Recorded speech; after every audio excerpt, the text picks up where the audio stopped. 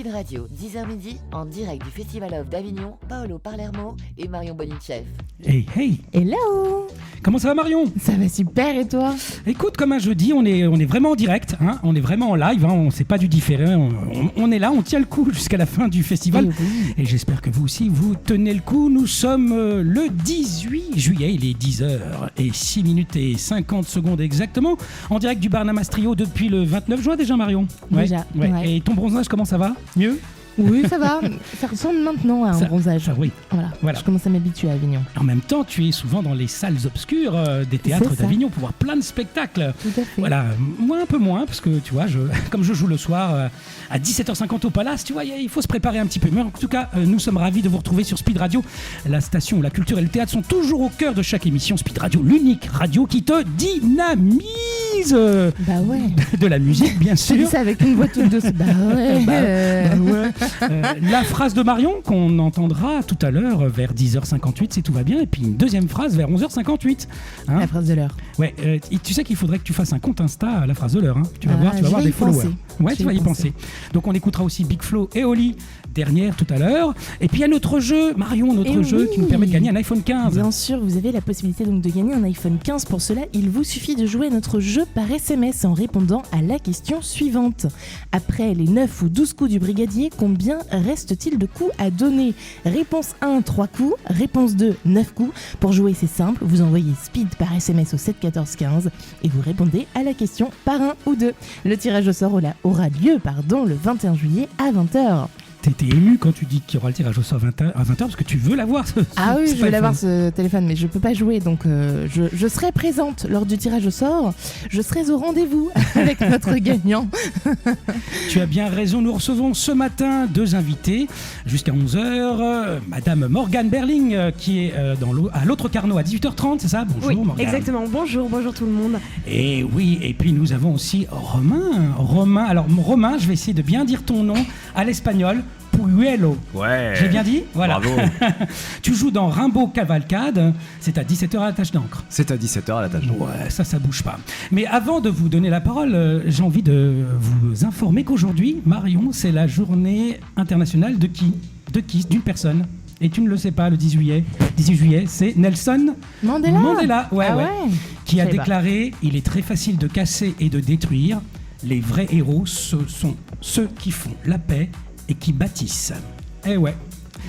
Nelson Mandela qui a passé quand même 27 ans de sa vie en prison. Donc voilà. Donc hommage à Nelson Mandela en ce 18 juillet 2024. Allez, on commence par qui? Morgane, Romain, Morgane. Attention, je lance la roue du destin. C'est parti.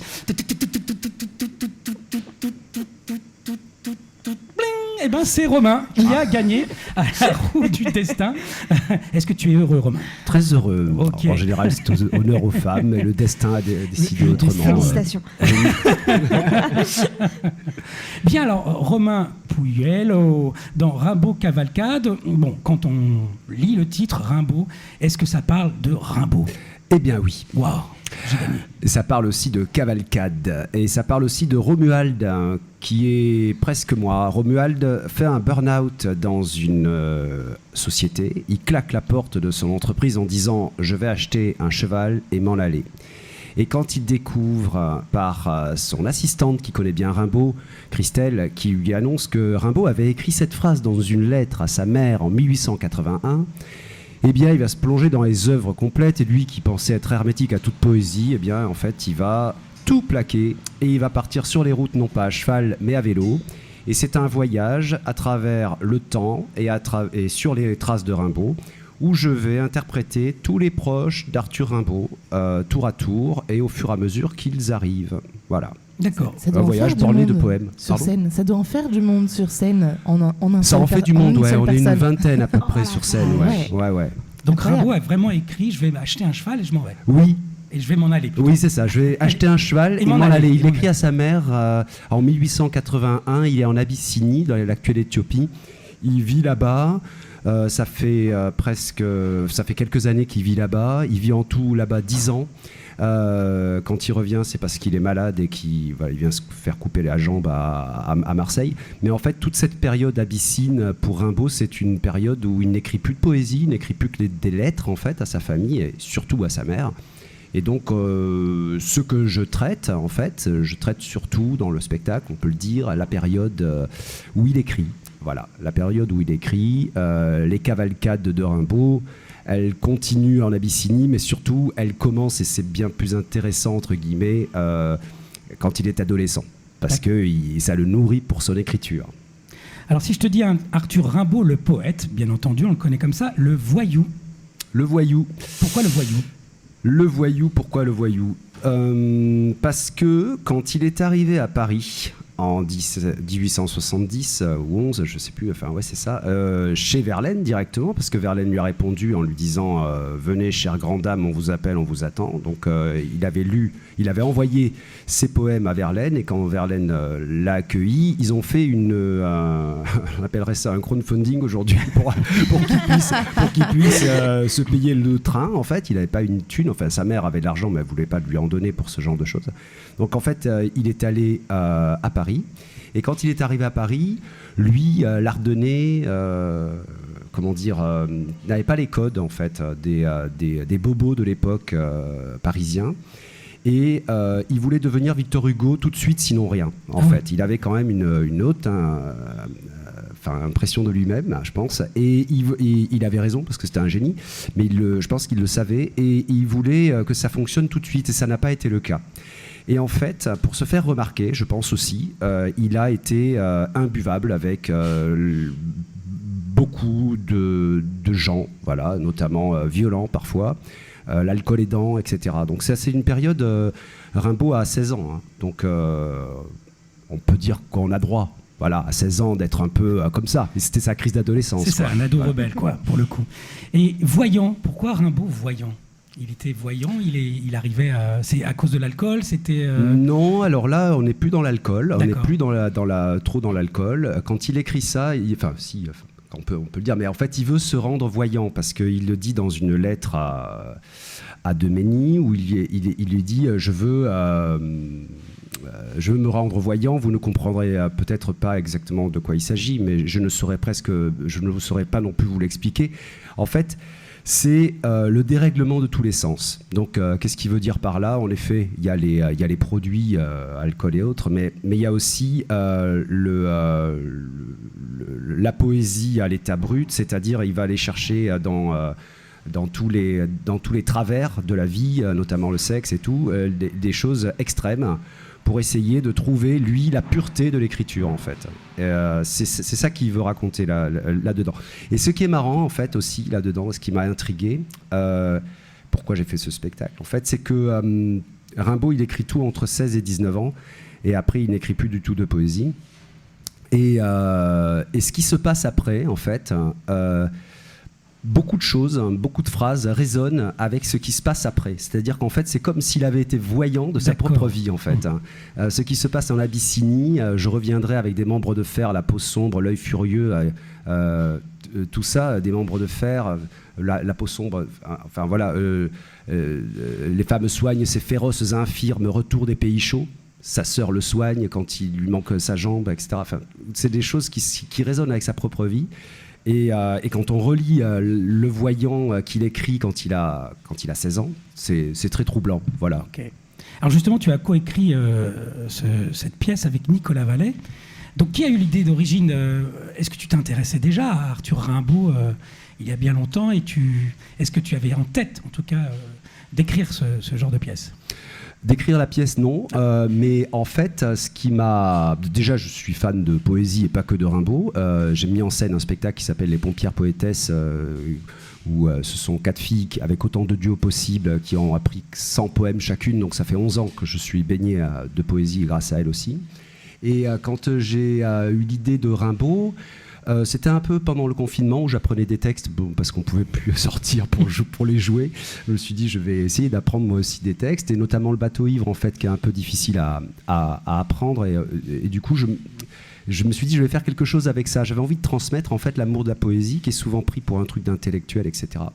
Et j'avais envie de trouver un biais pour essayer d'intéresser les plus jeunes, notamment les ados, parce que c'est un texte qui a été écrit quand il avait 16 ans et demi, donc j'avais envie de le partager avec des jeunes de cet âge-là.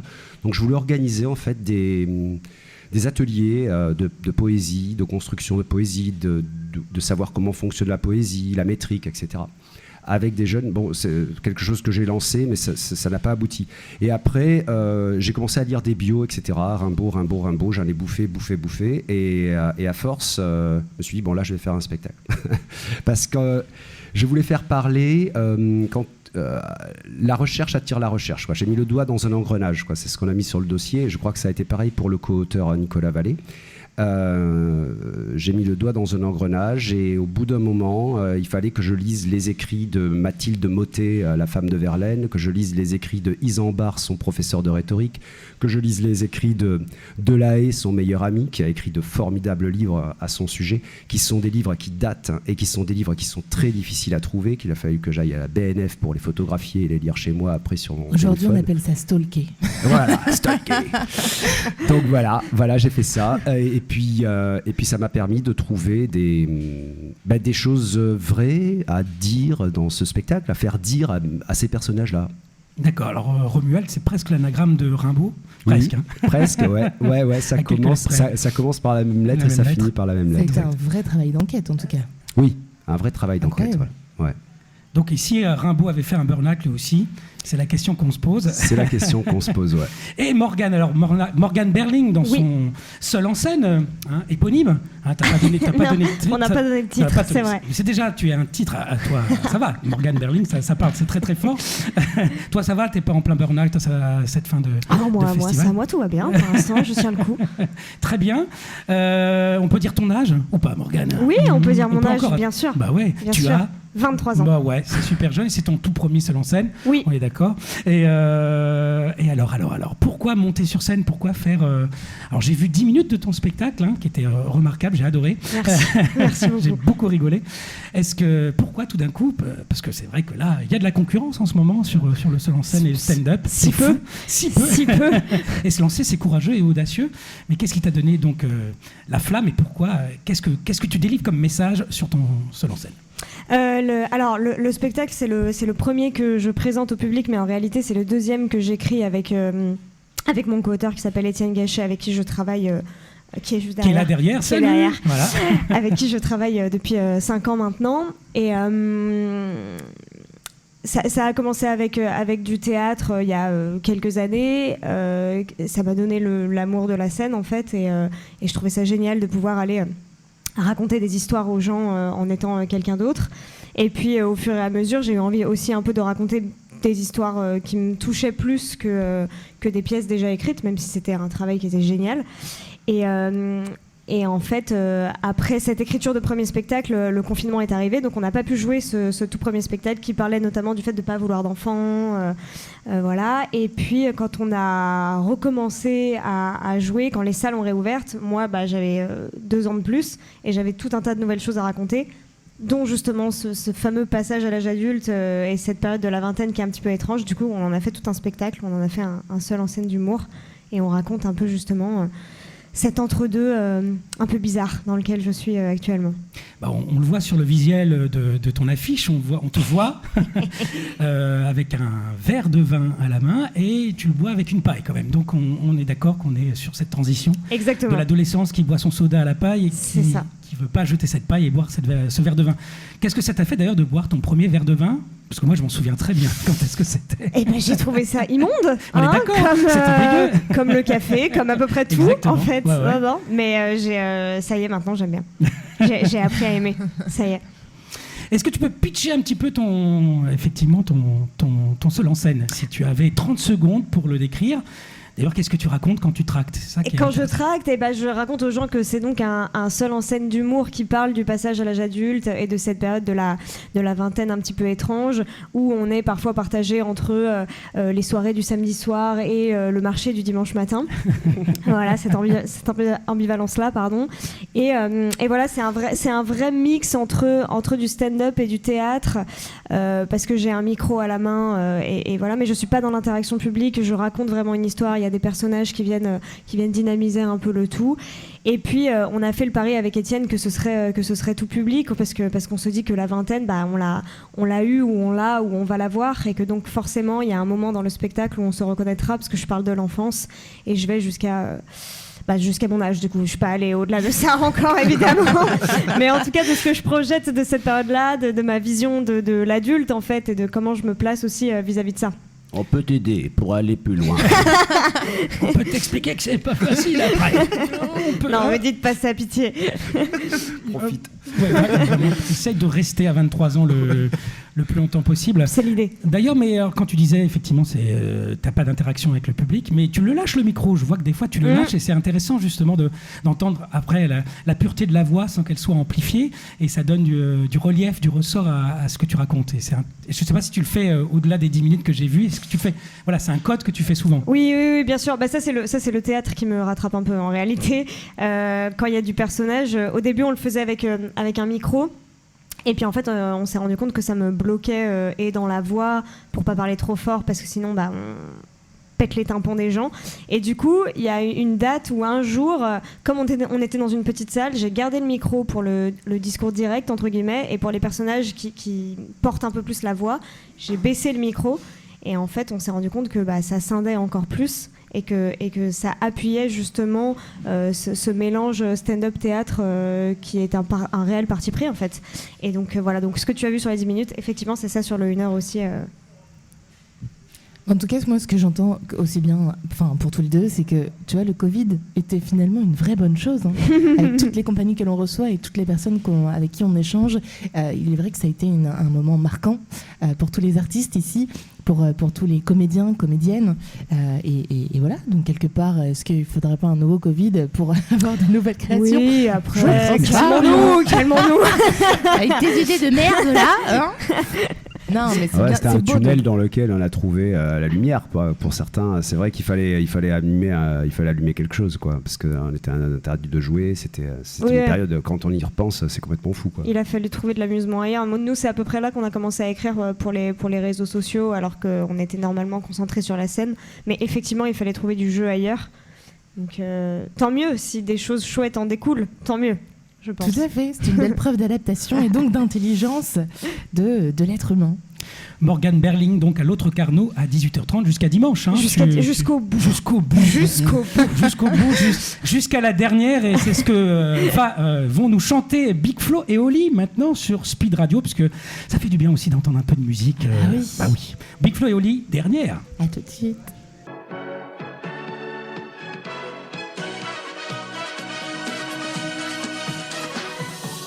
Speed Radio, 10h midi, en direct du Festival of d'Avignon, Paolo Palermo et Marion Bonichev.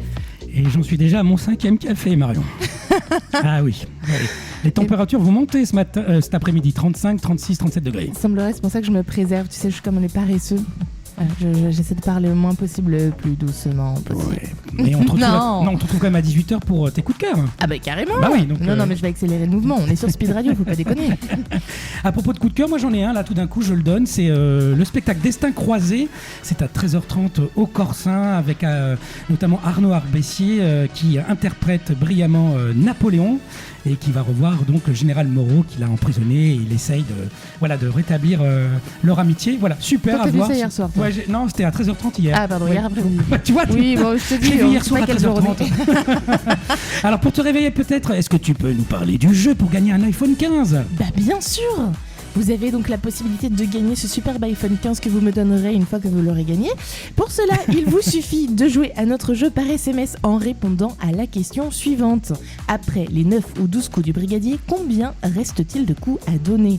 Réponse 1, 3 coups. Réponse 2, 9 coups. Pour jouer, c'est simple. Vous envoyez SPEED, S-P-E-E-D, par SMS au 7 14 15 et répondez à la question par 1 ou 2. Et pas par les deux, puisque sinon, ça ne fonctionne pas.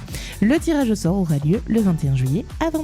Et on vous souhaite bonne chance, on vous souhaite vraiment de gagner ce smartphone, je peux le dire ? Oui, j'adore dire ce mot. Cet iPhone, ok. Ce GSM. Ce GSM. Et vous entendez la voix de Romain Pueyo. Je l'ai bien dit ou pas ? Ah non, là non. Là, je l'ai foiré. Alors, je vais le dire à la française. De Romain Pueyo, voilà, à la 17h à la tâche d'encre, dans son spectacle Rimbaud Cavalcade. Et nous sommes aussi toujours avec Morgane Berling, qui joue son seul en scène à l'autre Carnot à 18h30. Alors, Morgane, d'ailleurs, ce spectacle, ce seul en scène, scène a gagné pas mal de prix, à ce que je vois. Oh là là, Allez, vous êtes bien renseigné. Bah ouais. Alors attends, en 2023, les prix du jury au festival Les Cadets Roussel du Rire, c'était à Auxerre. Ouais, c'était le tout premier. Ouais, qu'est-ce que ça t'a fait du prix du jury, quoi? C'est même pas le public, quoi. tu vois. Alors je m'y attendais vraiment pas, je l'ai pas vu venir et j'étais hyper contente. Il a aussi le goût du premier. On avait fait des tremplins et des concours avant et j'avais jamais rien gagné, donc forcément le premier c'est mon préféré. Puis c'est le plus beau des trophées aussi, faut pas le dire. En plus, c'est un trophée physique, tu peux mettre sur ta cheminée que tu n'as peut-être pas. Que je n'ai vraiment pas, littéralement, que je n'ai absolument pas. Mais quand j'en aurai une, quand je serai grande, je la mettrai sur ma cheminée. Tu as eu aussi le prix du jury au festival du rire d'Issingo, ça ou d'Issingo? Issingo, ouais, je connais pas du tout. Tu vas nous vexer les habitants là. Très joli, Issingo. C'est où ça d'ailleurs, Issingo? Ouais, tu vas nous vexer les habitants là. Aucune idée, je ne sais plus. Il va vexer les habitants. C'est moi qui vais vexer les habitants. Ah merci Étienne, en Haute-Loire. En Haute-Loire, merci. Je me rappelle juste d'être monté dans une voiture et puis on est arrivé et après on est reparti. C'est pas... C'était dans le coffre. C'est que t'as même pas joué, on t'a dit tiens on va te donner un prix du jury. C'est comme ces artistes qui disent bonjour Bordeaux. Non, on est à Lyon. Ouais, c'est clair. Non, mais je sais où on va et où on est, mais je ne sais pas forcément où c'est. Voilà. Issingo, si tu nous écoutes, voilà. Merci pour tout, Issingo. Prix du public ensuite au festival d'un rire à l'autre à Pierre-Bénite. Alors là, vraiment, on découvre la France avec toi. Ah ben je fais une sacrée petite tournée, effectivement. Pierre-Bénite, pas très loin de chez moi, ça je me souviens. Et c'est où chez toi alors? Chez moi c'est Lyon. Lyon? Ouais. Bon. Tu vois, j'ai eu l'intuition. Ouais, bon, bonjour Lyon. Le prix du public au festival Drôlement Bien à Besançon. Tout à fait. Wow. J'ai l'impression de réviser ma géographie et mes prix au passage. Et attends, un cinquième prix? Non mais attends, prix spécial du jury au festival Rire de Cavaillon. Ouais. Waouh. Tout à fait. Des gens de Cavaillon que j'ai recroisés hier d'ailleurs. Excellent. Ouais. Qui sont revenus voir le spectacle ou que tu as juste croisé? Non, qui m'ont croisé dans la rue en mode oh vous avez vu à Cavaillon? J'étais venez au spectacle maintenant. Allez zou. Et voilà. Venez me voir à Avignon. Ça arrive en plus. Et attends, c'est pas fini, tu as pu assurer des premières parties quand même de grandes stars du stand-up ou de l'humour quand même. Est-ce que tu peux nous en dire un peu plus? Oui, j'ai eu la chance et l'honneur de faire les premières parties d'Anthony Cavana, de Manu Payette, de Thomas Marty, de Karim Duval et j'en passe, mais ça m'a permis d'aller jouer dans des salles qui ne me sont pas accessibles pour le moment, pour des raisons évidentes de notoriété absente. Et ça va venir. Et peut-être ça viendra, mais en tout cas, ça m'a permis de faire des superbes rencontres aussi très différentes les unes des autres, mais vraiment, ça m'a beaucoup apporté. Et quand tu les as rencontrés, ils sont venus vers toi ou Bien sûr, ils m'ont contacté. Non, pas du tout. C'est faux. S'il te plaît, on t'en supplie. Morgane, on adore ton travail. Non, pas du tout. On les a contactés nous. En fait, Anthony Cavana, ma production coproduit son spectacle, donc voilà, on était un petit peu en lien. Et puis Karim Duval, pour le coup, lui, je l'ai rencontré au Boui-Boui à Lyon. Je l'avais déjà croisé, mais on s'était jamais vraiment parlé et on a discuté un petit peu. Il est venu voir mon spectacle et il m'a dit écoute, viens faire des premières parties ici à Lyon. Donc j'en ai profité pour vendre aussi, parce qu'à l'époque je jouais au Boui-Boui une fois par semaine, donc ça m'a bien aidé. Et après Manu Payette et Thomas Marty, voilà, c'est des connexions, c'est beaucoup de chance aussi, mais c'est des humoristes qui apprécient les premières parties locales. Et je trouve ça vraiment chouette de ne pas arriver avec une première partie forcément de Paris et de se dire à Lyon en plus il y a un bassin énorme, on est plein d'humoristes et du coup je trouve ça cool de donner sa chance aussi à des petits jeunes, n'est-ce pas? Donc voilà. Ok, et un jour ils feront ta première partie, moi je te le dis. Ce serait pas mal ça. Et les rôles s'inversent. Les rôles s'inversent, parfait. Dis-moi. Ton moment préféré dans ton seul en scène, ton rendez-vous, je le propose à nos invités, c'est quoi ton rendez-vous? Tu sais que le spectateur, la spectatrice va kiffer ce moment et toi aussi, c'est-à-dire que vraiment vous êtes en synchronicité. C'est quoi? Qu'est-ce que tu dis à ce moment-là? Je dirais le sketch des balades en forêt. Okay. Que tu as vu ouais. Il me semble. C'est vrai, c'est une réalité. parce qu'il est très proche de ce que je ressens, ouais. et que souvent c'est le passage qui plaît bien. Et de toute cette histoire avec Viviane, j'en dirai pas plus, il faudra venir voir le spectacle pour découvrir. Spoiler. Ouais, non, mais c'est vrai, c'est l'idée, mais cette balade en forêt là, le dimanche après-midi en famille, c'est vraiment, on est obligé de le faire. Voilà, c'est exactement ça. Petit côté fun, est-ce que tu sais quelle est la blague la plus drôle du monde d'après un sondage? Ouais. Alors non, j'en ai aucune idée. Je vais te la donner. C'est 2 chasseurs qui se promènent dans la forêt et l'un d'eux s'effondre soudainement.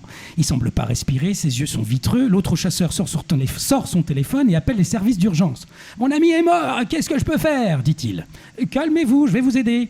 Nous devons d'abord être sûrs qu'il est mort », répond l'opérateur. Après un court silence, on entend un coup de feu. Le chasseur reprend le téléphone. « Ok, et maintenant ?»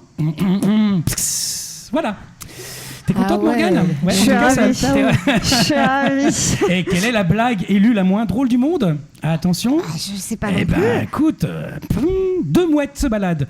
L'une d'entre elles arrive à voler un sandwich. Sa pote lui dit « On fait mouette-mouette » et c'est donc la moins drôle du monde. Et pourtant, on rigole derrière. Je la connaissais, effectivement. Oui, moi aussi, je préfère celle-là. Et alors, pourquoi les plongeurs plongent-ils toujours en arrière et jamais en avant? Parce que sinon ils tombent toujours dans le bateau. Oh la vache. Ouais, voilà. Bon, alors on a un peu plus travaillé nos blagues avec Étienne. Voilà, c'est pour ça, allez voir Morgane Berling à l'autre Carnot à 18h30. C'était juste pour te dire que c'est un autre niveau. Voilà. C'est gentil, merci. Et là, on va pas... Oui. En plus, les gens qui sortent de mon spectacle Rimbaud Cavalcade à 17h, qui dure 1h15, ils peuvent ensuite enchaîner avec Morgane, qui joue à 18h30. Ça peut être un super enchaînement. Exactement. Oui. Un bon mix. Merci un bon pack pour ce programme mis en avant. Les gens ne savent pas toujours comment programmer leur Mais spectacle. voilà, ils savent pas ça. On a la réponse, on a la Nous, on solution. connaît la géographie Ouais. du festival. Demandez-nous en fait. On sait Donc très bien. la tâche d'encre et l'autre Carnot, il y a quoi? Il n'y a même pas... Il n'y a même pas 5 minutes à pied. Voilà, formidable. Ouais, c'est vraiment Donc à côté. tu finis effectivement Rimbaud Cavalcade finit à 18h15 parce qu'il commence à 17h la tâche d'encre, tu commences à 18h30. Ouais. C'est parti. Voilà. Ouais, on fonce, Ne perdez pas trop de temps à acheter le livre du spectacle que je vends à la sortie. Il est parce fort que en sinon, com. vous risquez d'être en retard pour Morgane. Ok, donc le texte intégral est édité alors. Tout on peut à le fait. retrouver. D'accord. Est-ce que tu reprends donc des pans entiers de poèmes de Rimbaud Des pans entiers, tu vas me faire rater mon public, mais non, oui et non en fait. C'est souvent par extrait, par bribes. Si vous voulez entendre de la poésie pure, je crois qu'il y a des spectacles de poésie. Ce n'est pas un spectacle de poésie, c'est plus un spectacle de théâtre, parsemé de poésie. Ponctué, borné comme je dis, parce que c'est un voyage en fait à vélo. Donc on se rend compte que quand il va de Charleville à Paris, il écrit ça, de Charleville à Douai, de Paris à Douai, il écrit ça, de Douai à Charleroi, ensuite il y a Bruxelles, il y a Londres, etc. Et donc les poèmes arrivent au fur et à mesure et ils arrivent pour raconter comment son œuvre est liée à sa vie et sa vie à son œuvre. Voilà. D'accord. Et là, pareil, même question que pour Morgane, quel est ton moment préféré? C'est-à-dire toi-même en tant que... Ah ouais, il fallait t'en douter. Hein. En tant qu'interprète et en tant qu'auteur aussi de cette pièce, quel est ton rendez-vous préféré? Parce qu'on en a tous. Alors, t'en as peut-être plusieurs, mais... J'en ai plusieurs, mais c'est vrai que là, je pense à le départ, en fait. Parce que Romuald fait un burn-out et il claque la porte. Tu peux dire son métier? Qu'est-ce qu'il faisait? Parce que c'est très drôle. Il est graphiste pour une marque de yaourt. Ça, donc c'est lui qui a trouvé comment... parce que souvent on a des étiquettes avec les dates de péremption qui s'effacent dans le frigo, et lui il a trouvé l'idée de faire en sorte que la charte graphique fasse partie de l'opercule. Donc voilà, que ce soit imprimé et non pas tamponné. Donc en fait il a trouvé cette idée-là, mais voilà, une absurdité fait que l'absurdité de son travail lui fait claquer la porte à cause d'un tiret, à cause d'un slash à la place d'un tiret pour dire le truc, voilà, il claque la porte et pour se remettre de ça, comme il a dit, je vais acheter un cheval et m'en aller, et que sa collègue lui transmet les œuvres de Rimbaud, il commence à les lire, et puis il se dit, mais pourquoi j'ai dit ça? Pourquoi j'ai pas dit tout simplement, je vais acheter un vélo et m'en aller? Parce qu'il s'achète un vélo, et il part sur les et en fait, le départ, comment je pars, la façon dont je pars, je crois que c'est mon moment préféré, parce que je pars avec, j'ai l'impression d'emmener à ce moment-là le public avec moi dans une ouverture vers un autre spectacle quelque part. Voilà. Est-ce que ce Romuald rencontre Verlaine ou pas? Alors Romuald, non. Romuald, de quelque part, il rencontre les lieux, en fait. D'accord. Mais les personnages se rencontrent entre eux. Oui, Rimbaud rencontre Verlaine, évidemment. Et tu incarnes Verlaine. Voilà, j'incarne Verlaine, j'incarne Rimbaud, j'incarne la mère de Rimbaud. Pour les personnages principaux, c'est Isambard aussi, qui est très important, le prof. Delahaye, le meilleur ami, voilà. Et côté décor, alors comment tu nous fais voyager avec la lumière ou Alors oui, avec la lumière, parce qu'en décor, il y a une chaise, un sac à dos et une gourde. Et puis j'ai un micro aussi, que je t'entendais parler du micro tout à l'heure, Morgane. C'est vrai que moi aussi, j'ai un micro que j'utilise et que je n'utilise pas. Donc c'est assez intéressant, l'objet micro, parce que il permet... à un moment de faire une séquence un peu punk, voilà, parce que il y a le Cœur supplicié, qui est un texte de Rimbaud très important, qui est écrit dans une lettre à à Isambard, et il lui dit à la fin, ça ne veut pas rien dire, alors que le public pense que ça veut rien dire en fait, mais en fait ça ne veut pas rien dire, voilà. Donc ça c'est une séquence punk avec le micro. Donc voilà, il y a un micro.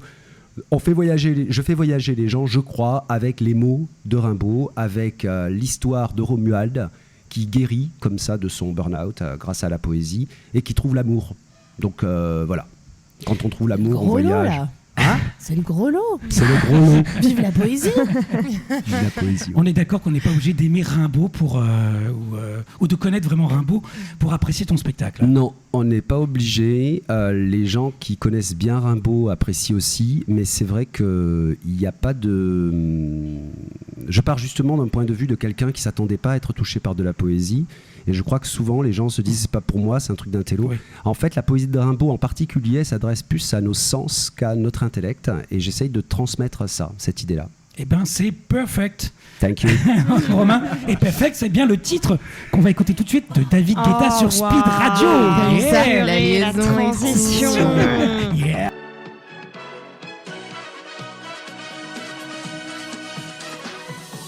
Speed Radio, 10h midi, en direct du Festival of d'Avignon, Paolo Palermo et Marion Bonicheff. Et nous revoilà. Et oui, jusqu'à 11h avec nos deux invités de la matinée, de la première heure. Et puis nous recevrons bien sûr à partir de 11h nos invités pour la pièce de théâtre Fin de service qui se joue à Salle Bayaf à 18h35. Et puis aussi une autre pièce, Un seul en scène de Lionel Fernandez dans Conférence pour apprendre ce que vous n'avez pas besoin de savoir. C'est tout à l'heure à 11h, donc un peu plus de 11h. Restez bien avec nous sur Speed Radio, la radio qui te dynamise, n'est-ce pas Marion ? Tout à fait. Et il te dynamise comment aussi avec un super jeu quand même depuis le 29 juin. Et c'est quoi comme jeu ? C'est un jeu pour gagner un iPhone 15, rien que ça.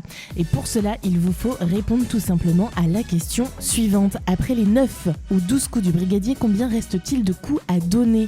Réponse 1, 3 coups. Réponse 2, 9 coups. Si vous avez la réponse, c'est simple. Vous envoyez Speed par SMS au 7 14 15 et vous répondez à la question par 1 ou 2. Le tirage au sort aura lieu le 21 juillet à 20h. Merci Marion, qu'on retrouve d'ici 5 petites minutes pour ta phrase de l'heure. Tout à fait. Oui, Rimbaud Cavalcade, c'est à la tâche d'encre à 17h avec Romain Puello. Tel un road movie sur les traces du poète Romain Puello incarne ici Romuald et tous les personnages de la vie de Rimbaud avec humour et poésie. Tu fais combien de kilomètres à vélo pendant le spectacle, pendant 1h15 ? Est-ce que tu le sais ? Non, précisément, je sais pas. Eh ben, j'aimerais bien le savoir. Tu reviens donc samedi ici pour me le dire, s'il te plaît. Ouais, on s'en fout un peu. On s'en fout un peu. Je vais te challenger un petit peu sur des phrases d'Arthur Rimbaud. Et il a dit « On n'est pas sérieux quand on a… » 17 ans. Et oui. Et tu te rappelles c'est dans quel poème ou... Roman. Un roman, très bien. Ouais. Super. La suite, c'est quoi ? On n'est pas sérieux quand on a 17 ans. Un beau soir, foin, des bocs et de la limonade, des cafés tapageurs aux lustres éclatants. On va sous les tilleuls verts de la promenade. Les tilleuls sentent bon dans les bons soirs de juin, etc. Parce que sinon, ça peut durer. C'est une vraie encyclopédie à poèmes, quoi. Incroyable. Bravo, merci. Lance-moi. Challenge. Incroyable. Morgane Berling qui est à l'autre Carnot à 18h30. Hein, Exact, c'est ça, jusqu'à c'est ça. dimanche. Est-ce que tu te rappelles d'un poème de Rimbaud ou alors est-ce que tu te rappelles d'un poème tout court que tu as appris à l'école ? Moi, à l'école, je dormais. Voilà, tout simplement. C'est pour ça que je suis artiste. Je sais pas, comme un vol de Gerfaut loin du charnier natal cheval, c'est ça ou je... Oh non, mais je me rappelle de Demain dès l'aube. Demain dès l'aube. Ouais, très bien. C'est celui qui m'a marqué. De qui Totor. Voilà, Totor, c'est ça, Bobo. exactement, j'aurais pas dit mieux. Alors, autant avec Morgane tout à l'heure, on a parlé de la blague la plus connue, enfin la meilleure. Quel est le poème, à ton avis, le plus connu, selon un sondage, d'Arthur Rimbaud? Alors, je ne sais pas. Peut-être le titre, en tout cas, Le bateau ivre, je pense que c'est le titre peut-être le plus connu, le plus emblématique, en tout cas, qu'il a écrit pour se faire connaître à Paris. Et puis sinon, je pense que c'est Sensation ou... et Le Dormeur du Val. Le Dormeur du Val, voilà. Arrive en tête. Ouais. Voilà. Le Dormeur du Val. Comment il donnait... Verlaine donnait un surnom à Rimbaud? Est-ce que tu le sais, ça? Peut-être une colle. Non, Eh bien, il disait l'homme au sommet de vent. Oui, c'est lui qui a dit ça, peut-être. Pourquoi alors l'homme au sommet de vent? Est-ce que parce qu'il faisait que bouger. Il était insuivable. En fait, il marchait énormément. Il faisait minimum 20 bornes par jour. Et il était l'homme aux semelles de vent pour dire que en fait, il était irrattrapable. Et puis il disait aussi, moi, pressé de trouver le lieu et la formule. Pour moi, c'est la phrase la plus emblématique de Rimbaud qui m'a conduit à faire ce spectacle aussi, parce que toujours pressé, toujours trouver un autre endroit, toujours trouver un autre ailleurs, voilà, toujours avancer, toujours partir. Voilà. Super, alors tu savais qu'il faisait partie des 6 poètes maudits. Ah oui, ça oui. Dont Stéphane Mallarmé, pour citer Auguste de Villiers de l'Isle-Adam. Et alors autant ton personnage Romuald qui découvre Rimbaud, c'est presque l'anagramme, mais quel était l'anagramme de Paul Verlaine? Est-ce que tu sais ça? C'est encore un autre challenge. Oui. Ah là là, j'ai oublié. Mais oui, je vois très bien ce que c'est. Eh ben c'est Pauvre Lélian. Pauvre Lélian, ouais. Et on ne sait pas pourquoi, mais... En tout cas, c'était un pseudo quoi, pour Paul Verlaine. Oui, tout à fait. Mais il s'amusait beaucoup à faire des vers ensemble, Verlaine et Rimbaud, notamment un magnifique poème que je vous engage à lire parce que je ne le dis pas dans le spectacle, Le sonnet du trou du cul. Magnifique poésie. Accrocheur, voilà. J'ai lu tous les poèmes de Verlaine un peu, tu vois, le con, le machin. Non, mais il y a des poèmes érotiques de Verlaine, évidemment, magnifique. Mais il y a les poèmes de l'époque où il faisait l'association des vilains bonshommes avec Verlaine, Rimbaud et d'autres poètes qui étaient contre le système du Parnasse contemporain, c'est-à-dire la poésie métrique reconnue, alexandrin, rythmé, normaux, etc. Et eux, ils voulaient faire d'autres trucs. Donc voilà, ils ont fait d'autres trucs, les vilains bonshommes. Merci en tout cas d'avoir répondu. Morgane Berling, toi tu te sens pas humoriste maudite, on est d'accord? Non, pour l'instant ça va. Pour l'instant tout va bien. Commencez pas à me jeter des sorts, s'il vous plaît. Non, pas du tout, au contraire. Si tu devais t'entourer de d'autres stand-uppers ou d'autres humoristes, comme Rimbaud et Verlaine s'étaient entourés de Mallarmé, ça serait qui alors, si tu pouvais donner des noms? Je prendrais Laura Felpin. Oui. Panayotis Pasco. Yeah. Manu Payette. Yeah. Il t'en reste encore 3. Encore 3? Ouais. Baptiste Le Caplin. Ouais. Tu peux te citer toi-même. C'est un joker. Bien sûr, je me prendrai moi, évidemment. Mais... Et Paolo Palermo. Et bien sûr, que tu connais depuis maintenant 2 semaines. Bon, là, j'ai cité que des grands noms. Sinon, évidemment, je prendrais tous mes copains. Oui, c'est sûr. Sophie Bellevisi. Oui. Qu'on a reçu. Oui, notamment. C'est pour ça que je le dis. Marion, c'est ton heure. C'est même ta minute. C'est mon heure. Mais oui, ton heure de gloire. C'est ta phrase de l'heure. La phrase du jour qui est devenue la phrase de l'heure. Et la phrase d'aujourd'hui, enfin la phrase de ce moment, je vais y arriver. La phrase que j'ai choisie, en tout cas pour nos 2 invités présents, c'est comment peut-on apprendre à se connaître soi-même? Par la méditation, jamais, mais bien par l'action. Et c'est de Gandhi, rien que ça.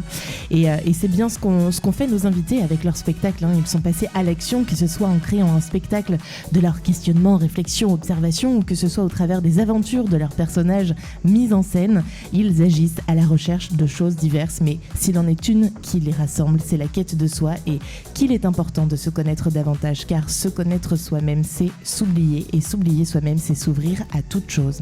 Et ça, c'est de Dogen. Merci Google. Non, de Dogen. Ah, j'ai pas compris Google. J'ai dit merci Google, c'est notre une IA, ami. c'est une IA. C'est une IA. En tout cas, eux, ils sont bien vivants. Ce ne sont pas des intelligences, mais pas artificielles. C'était bien Romain Puello à 17h à la Tâche d'encre avec son spectacle Rimbaud Cavalcade, et puis le seul en scène de Morgane Berling à l'autre Carnot à 18h30. Ils sont encore là jusqu'à dimanche. Alors allez-y, on vous souhaite bonne chance pour cette fin de festival. Et nous, on va faire un peu de musique avec l'opéra urbain Molière, avec le titre On se moque. Et oui, on se moque pas, mes amis. Et on trouve nos nouveaux invités d'ici 4-5 minutes sur Speed Radio. Il est 11h. Merci d'avoir été avec nous. Merci à vous.